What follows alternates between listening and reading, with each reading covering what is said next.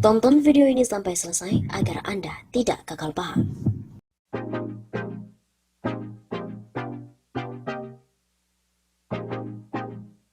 Dari mana sih duit kampanye Gibran di Solo? Katanya sih bantah main dana bansos.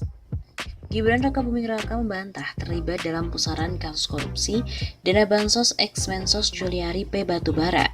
Kabar yang beredar, korupsi bansos itu digunakan untuk mendanai calon kepala daerah. Lalu dari mana asal duit Gibran maju Pilkada Solo? Saat dimintai konfirmasi, tim pemenangan Gibran di Pilkada Solo 2020 membantah keterkaitannya dengan korupsi dana bansos itu. Tim pemenangan Gibran memastikan tak ada dana kampanye yang bersumber dari hasil korupsi. Lalu dari mana saja dana kampanye untuk memenangkan Gibran Rakabuming dan juga Teguh Prakoso? Sebagian katanya dari Mas Gibran, sebagian urunan kawan-kawan fraksi PDIP, sebagiannya lagi dari urunan kas partai, selain dari beberapa penyumbang. Putut mengatakan tak ada dana masuk yang bersumber dari partai pendukung Gibran Teguh. Seperti diketahui, Gibran Teguh diusung partai PDIP dan sedikitnya 8 partai politik. Partai pendukung hanya mengerahkan massa. Partai pendukung yang kampanye sendiri dengan biaya sendiri kita nggak tahu, tapi nggak ada yang masuk ke kita. Sementara itu Gibran sendiri juga telah membantah isu liar itu. Dia menegaskan tidak pernah terlibat dalam proyek bansos. Katanya nggak benar, dan tidak pernah merekomendasikan atau memerintah dan juga ikut campur dalam urusan bansos. Apalagi merekomendasikan goodie bag.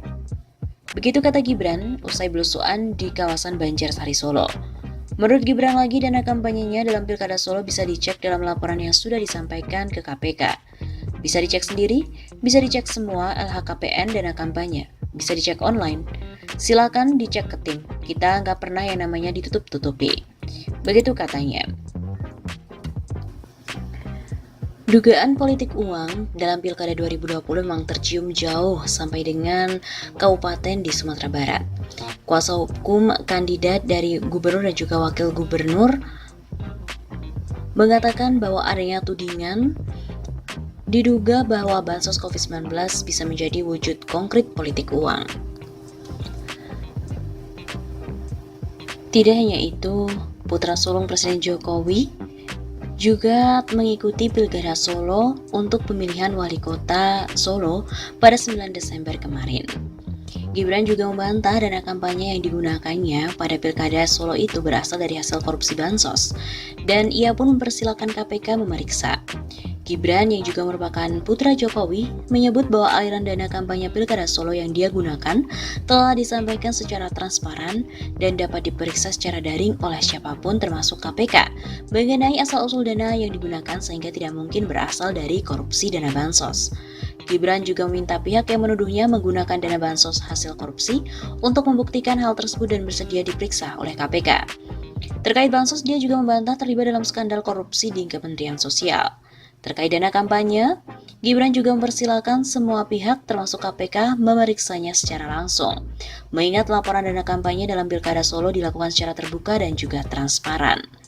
Gibran menekankan dirinya tidak pernah ikut campur atau merekomendasikan setiap pengadaan dana bansos dari Kemensos, termasuk goodie bag dari PT Sritek yang digunakan sebagai tempat bantuan dalam bentuk sembako.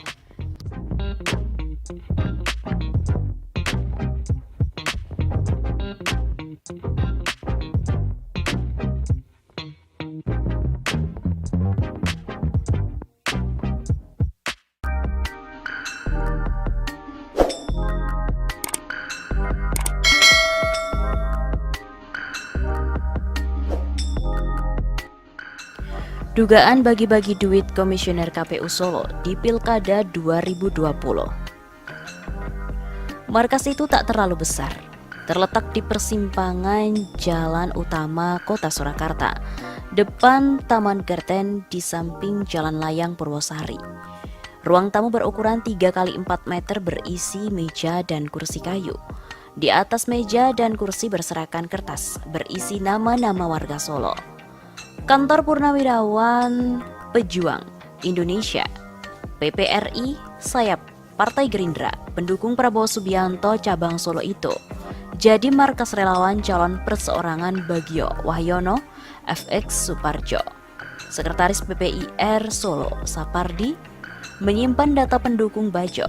Siapa saja yang datang ke markas Sapardi bisa secara mudah melihat data yang menurut KPU masuk informasi dikecualikan bagi publik.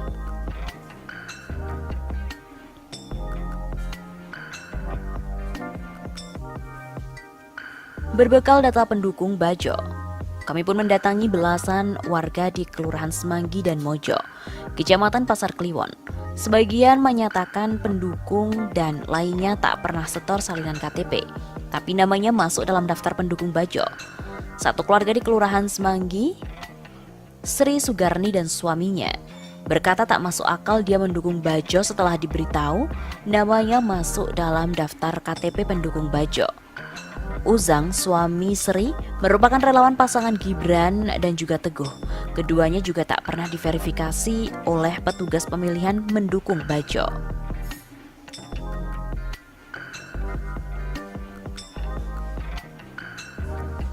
Operasi ilegal saat tahap verifikasi.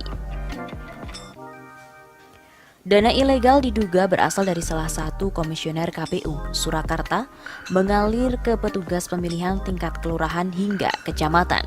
Operasi bagi-bagi duit menjelang tahap verifikasi faktual pada panitia pemilihan kecamatan atau PPK dan panitia pemungutan suara atau PPS sempat terungkap dalam penyelidikan internal KPU Surakarta, namun kasusnya tak jelas sampai sekarang. Lebih dari 2 sumber tirto di lingkungan penyelenggara Pilkada Solo menyebut nama Bambang Kristanto sebagai komisioner yang bagi-bagi sogokan kepada petugas pemilihan tingkat kecamatan sampai kelurahan. Tujuannya agar Bajo lolos verifikasi faktual. Kesulitan Bajo mengumpulkan dukungan setidaknya tergambar dari data KPU Surakarta, yakni 39,3% dari total 63.000 KTP disetor tidak memenuhi syarat saat tahap verifikasi faktual. Dalam Pilkada Solo semula ada 3 bakal calon independen, tapi hanya Bajo yang lolos. Lawan Bajo adalah Gibran dan juga Teguh Prakoso, putra presiden dan politikus segae PDIP Solo.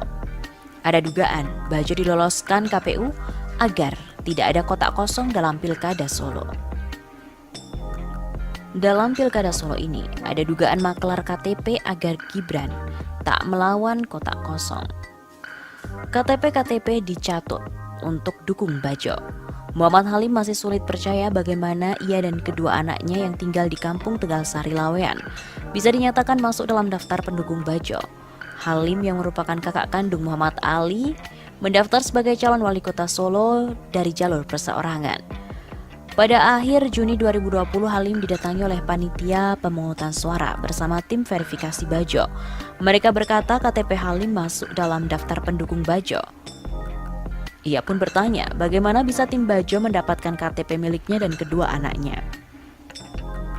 Pada tanggal 11 Agustus 2020, Paguyuban Warga Solo Peduli Pemilu melaporkan temuan KTP yang dicatut oleh pendukung Bajo.